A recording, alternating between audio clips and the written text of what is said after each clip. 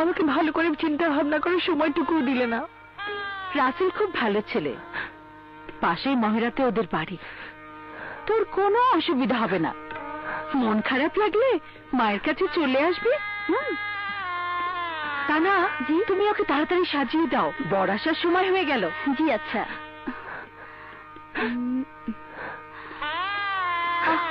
কান্নাকাটি থামাও না, বুবু কি বলে গেল শুনলে না?